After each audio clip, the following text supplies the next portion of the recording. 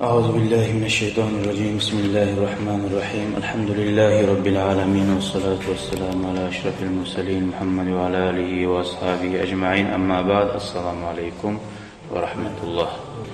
Итак, дорогие братья, мы продолжаем рассказывать про семейство пророка, алейхиссалату вассалам, и про самого пророка, алейхиссалату вассалам. И дошли до очереди, где начали покинуть эту жизнь дочеря пророка, алейхиссалату вассалам, и особенно события Газават, Ухуд Газават. Одна из самых тяжелых дней для мусульман. Одна из самых тяжелых, не только. До этого была Газват Бадр, когда мусульмане победили сначала, потом Ухуд, было много потерь мусульман и также и кафиров. Когда мусульмане победили в битве Бадр и возвращались такие радостные, довольные все мусульмане, как мы знаем, эта дунья не была для Мухаммада, саллаллаху алейхи вассалям, и для его семейства. И как они вернулись с битвы, слышим, видим, что Рукият, жена Усмана, дочь пророка, алейхиссалату вассалам, покидает этот мир. Усман Асаба, он не вышел на эту битву, он остался дома, потому что он лечил, смотрел за Рукият. Она болела до этой битвы тоже, она начала болеть. И все женщины заплакали. И радость была совместно смешивалась с печалью среди мусульман, которые они увидели, что эта печаль, конечно, действует и пророку, алейхиссалату вассалам, потому что дочь Умар Асаб встал и начал ругать женщин и запрещать плакать. Стал кричать и запрещать плакать. И пророк, алейхиссалату вассалам, увидев, что Умар запрещает плакать, сказал: «Да, хунна якина, оставь их, пусть они плачут».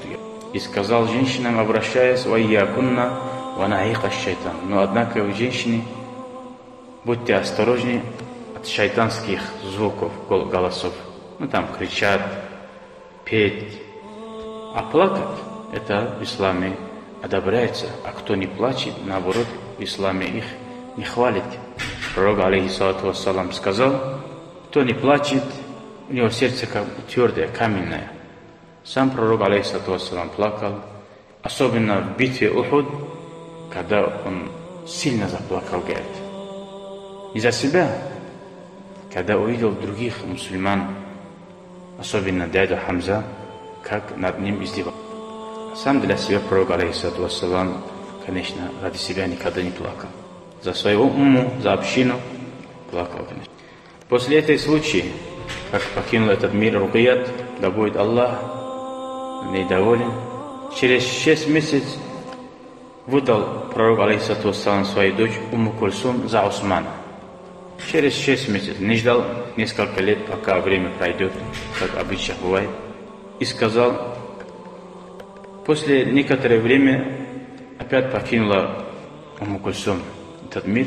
Пророк, алейхиссалату вассалам, сказал: если была бы у меня третья, то я ее выдал бы за Усмана, сказал. И в другом версии говорит: ляукунна ашрам, если у меня была бы дочеря, вот разведенные такие свободные, 10, одним за одним, я всех выдал бы за Усмана, говорит. Настолько дает нам понять, настолько Усман был перед пророком, алейхиссалату вассалам, велика, и любовь пророка к нему. Поэтому Усмана звали Зин-Нурайн, обладатель 2 нура. Одна дочь, 1 нур, вторая нур. А теперь переходим к истории Газват Ухуд. После этого сравним, что мы делаем, как сподвижники, как пророк, алейхиссалату вассалам, до последнего пожертвовал ради Аллаха, терпел. А мы, когда повеление Аллаха, сунна пророка, когда мы видим элементарных вещах, нафс, следуем за нафсом, за страстями. Когда мы ставим перед нашими глазами, как пророк это до нас донес. Например, дети видят, отец как трудом работает перед своими глазами, они видят, целый день заработал он 500 рублей даже, устал, камни таскал. Да? Чуть, который разум есть, дети, которые понимают это, вот дети, да, видят отец, как заработал эти деньги, 500 рублей. Они будут просить у отца, купи за эти деньги торт. Не будет. Даже дети не будут просить. Мы, мусульмане, видим, как пророк, алейхиссалату вассалам, пожертвовал за эту религию. Как мы можем продать эту религию, или поменять, или что-то предвидеть, чем эта религия. Мы можем иногда. Нас слабый, потому что иман слабый. Надо укрепить, чтобы ценить ту вещь, которую пророк, алейхиссалату вассалам, до нас донес, как они ценят. В этой битве участвовала Фатима, радiyallahu анха. Она тоже дома не сидела, являясь дочерью пророка, алейхиссалату вассалам. Она лечила мусульман, таскала воду, готовила кушать. В битве Фатима, радiyallahu анха, госпожа, можно сказать, надо говорить, госпожа всех женщин, что она увидела в этой битве, какой пример для нас оставила остальные женщины и другие сподвижники. В этой битве кафиры готовились, чтобы отомстить мусульман за ту битву, которая была до этого Бадр Газават, мусульмане победили. Один кафир закопал яму с намерением, с целью, надеясь, что пророк упадет на эту яму. Действительно, этот кафир не ошибся. Он проклятие Аллаха получил, копая эту яму несколько дней. Заранее вот площадь, где битва будет, там закопал. И пророк, алейхиссалату вассалам, не замечая, смотря по сторонам, упал в эту яму. Когда он упал лбом, упал на камень. А у пророка, алейхиссалату вассалам, на голове был шлем, который одевается сверху до подбородок. И здесь окрепляется. И треснулось лоб пророка, алейхиссалату вассалам. Тогда, знаете, сколько лет было пророку? 57 лет. Осталось мало покинуть этот мир. Как мы знаем, только и трудности он видел до последнего отдыха. Не было для него отдыха. И кровь пошла на лицо пророка, алейхиссалату вассалам. В этот момент подошел один из кафиров, проклятие Аллаха ему, Ибн Камия. Он взял меч и начал бить пророка, алейхиссалату вассалам, сверху на голову. И по сторонам. С этой стороны лицо, с этой стороны лицо. И этот шлем, и вот эти, которые где закрепляют, они зашли на щеки пророка, алейхиссалату вассалам. И поломалось передние зубы. Тогда Малик бин Синан, сподвижник пророка, алейхиссалату вассалам, да будет доволен Аллах, он прошел, хотел и раны, незаметно, где нос, где рот, где глаза, настолько весь пророк, алейхиссалату вассалам, лицо крови было, после удара этим мечом. Он начал глотать этот кровь с лица пророка, алейхиссалату вассалам, чтобы остановить кровь. Но он не мог остановить. И здесь распространился хабар, что пророк, алейхиссалату вассалам, уже все погиб. Абу Бакр побежал, да будет доволен Аллах, и говоря, фидака, да будет жертвам моя душа и родители за тебя, о пророк, алейхиссалату вассалам. И побежал, хотел вытащить вот эти, которые зашли в щеки пророка, алейхиссалату вассалам, но Абу Бакр не смог. Она вот кривая стала и зашла вот эти. Конечно, жалость Абу Бакра не дает ему взять, вот так грубо тянет тоже. Тогда, увидев это, сказал Абу Убайда бин Джаррах, поклялся, ахсамту алейка, эй, Абу Бакр, клянусь Аллахом, оставь это дело для меня, говорит, отойди. И Абу Бакр отошел, тогда подошел, спустился на яму Абу Убайда бин Джаррах, тоже постарался руками, он не смог.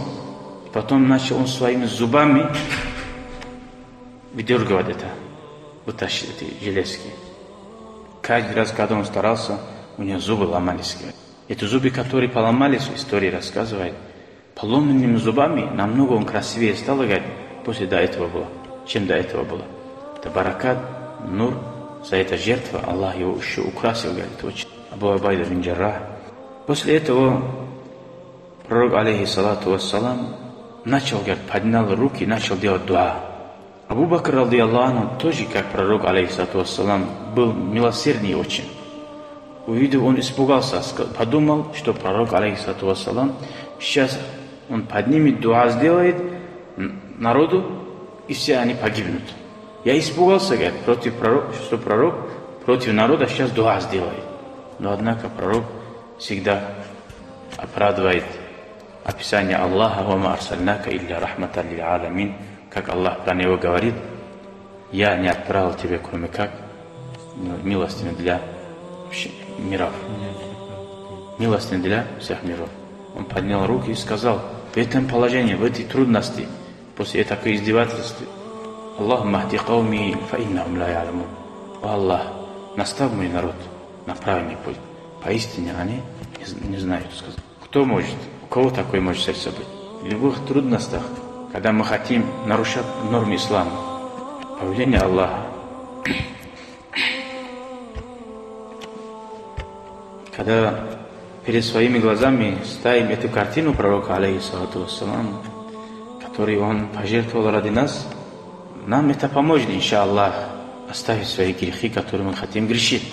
Не только вспоминать, какой запрет это грех, харам. Ну, однако я посмотрю, покаюсь потом. Нет, вспомни, кто тебе довел эту религию и каким трудом.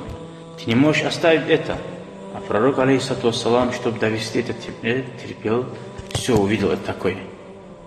В этой битве женщина, Умму Аммара, Умму Имара, она увидела, что кафиры окружают пророка, алейхиссалату вассалам. Женщина побежала, стала перед пророком, алейхиссалату вассалам, своей спиной. Кафиры начали бить ее мечами и били по ее плечи и отрубили ей руку. Она упала на землю. Сын увидел мать, он побежал к матери. О моя мать, о моя мать.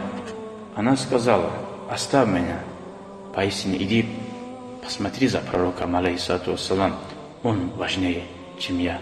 И пророк, алейхиссалату вассалам, увидев, какие трудности терпит эта женщина, жертвует ради пророка, из любви, пророк в этот момент обращается ему, говорит: я Умму Имара, кто может то, что ты можешь делать? Кто сможет делать то, что ты сможешь?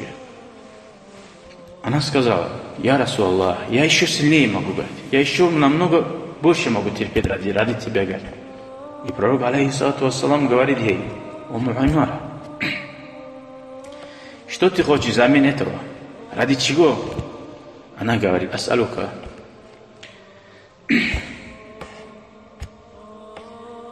Она говорит: ас'алука, я прошу тебя, пророк, алейхиссалату вассалам, мурафакатака фил джанна, чтобы я был в раю с тобой вместе, говорит. Пусть меня отрубит на куски, говорит. Главное, чтобы я был с тобой в раю. Такие женщины были. А сегодня наши женщины платок не хотят одевать. Мужи не хотят слушать, читать Коран. Пусть Аллах одарит таким нуром, который одарил Умму Имара, наших женщин, и нас особенно, и наших детей. Это нур, который Аллах поставил им в сердце, а то, что они видели пророка, алейхиссалату вассалам, каким он был образцом для всего. А мы видим наших имамов, которые сами не следуют. Поэтому и мы сами, женщины, также слабые стали. Потому что перед нами такой, как пророк, алейхиссалату вассалам, очень таких видит редко. Эта битва считается один из сильнейших испытаний для пророка, алейхиссалату вассалам, из самых трудных дней. Этот трудный день и самое трудное, что было для пророка, алейхиссалату вассалам, после битвы он пошел, посмотрел на свою дядю, который был хабар, что он умер, который был всегда защитником для пророка, опорой. Он был дядей, но однако он был как отец. Это дядя, когда оценит, он называется отец. И он был ровесником пророка и другом пророка, алейхиссалату вассалам. И они были братьям. Вот он был дядя, они были братьям по грудокормлению. И ровесники были вместе всегда. Конечно, когда увидел его пророк, алейхиссалату вассалам, как никогда, говорит, как никогда, стоя над ним, когда увидел, что нос отрубили, уши отрезали, глаза выколили, живот отрезали, и печень там покушали, пожали вот. Увидел это пророк, алейхиссалату вассалам, очень заплакал. Когда его самого били, он не плакал, он делал дуа: Аллах, наставь этого народа. Но когда сердце, как мы говорим, когда любящих людей теряет, она должна чувствовать это. Таких моментов немало, братья. И мы знаем, самые тяжелые дни в Мекке пророк, алейхиссалату вассалам, потерял кого? Хадиджу потерял. сразу Абу Талиба потерял в 1 год. Это называется год печали. Самые нуждающие моменты, когда пророк, алейхиссалам, нуждается в поддержке, Аллах их взял себе, чтобы пророк, алейхиссалам, только надеялся на Аллаха. Как будто Аллах ему говорит: да, тебя оставит Хадиджа, твой народ выгонит, и дядя оставит. Но однако Аллах никогда не оставит. Дай Аллах нам последовать за пророком, алейхиссалам, и быть истинным мусульманином. И чтобы он был доволен над нами, и чтобы Аллах был доволен. Да одарит нас Аллах любовью пророка, алейхиссалам, и любовь пророка, чтобы была к нам обратно. Ассаламу алейка, айюхан набию, ва рахматуллахи, ва баракату. Ассаламу алейна, ва аля ибадиллахи салихин, ва алхамдулиллахи раббил аламин.